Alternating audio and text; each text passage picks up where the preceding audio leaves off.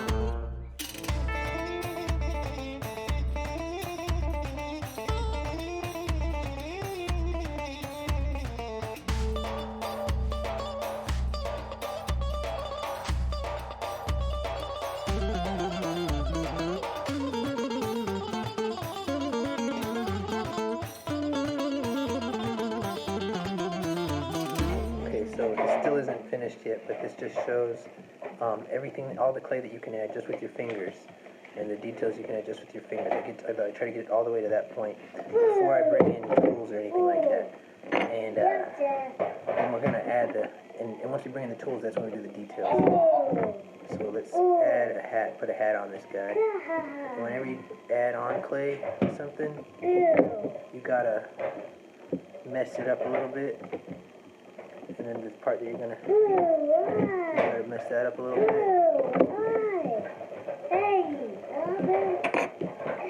And so now we're gonna put this hat on.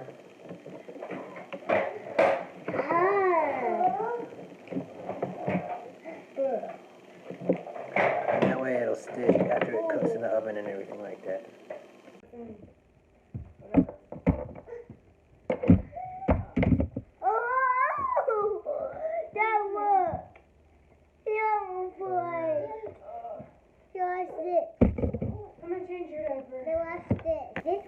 Like you.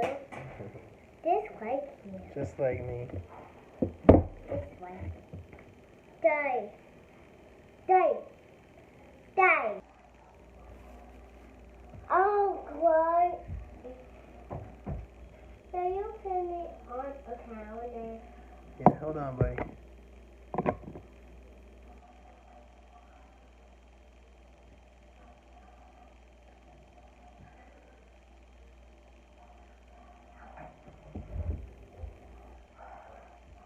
Need that.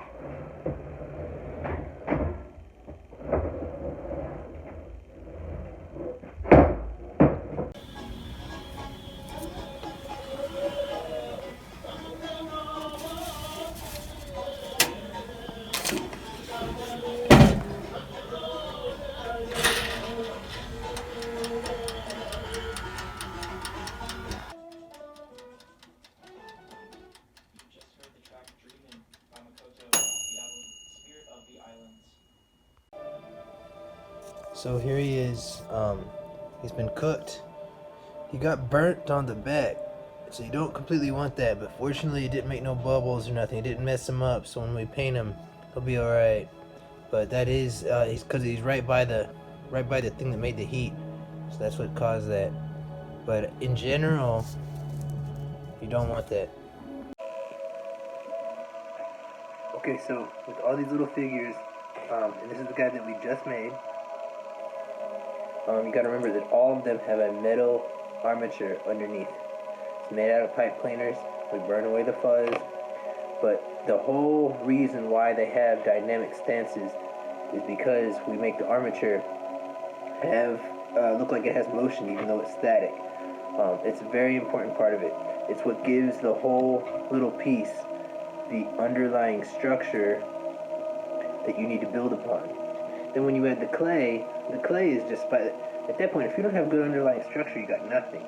So when you add the clay, you really, first you just add the clay to cover up the metal, and then you add the clay in the bulky areas, the different areas where you want to be thicker or whatever.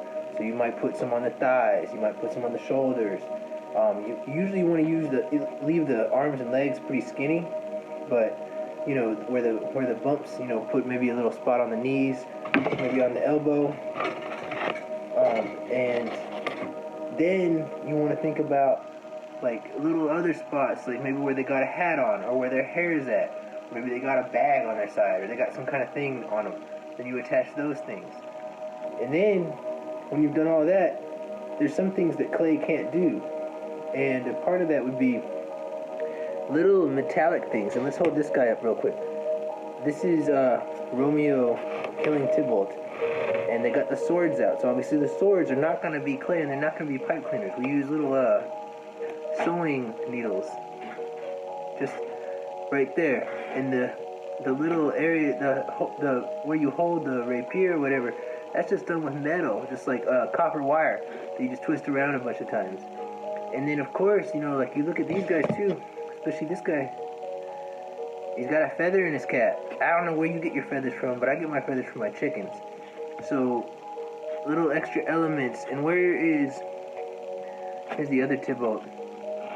He's got the chain. See the yellow chain right there? He's got the chain that just holds his cape together. Or his cloak. So, you can add other elements to your figure once you're done doing the basic structure of them. And that's part, just like, you know, really just put something in the comments, ask me something, share something that you do as well. But I'm happy to answer any questions about the little details and the finance of making these little tiny figurines.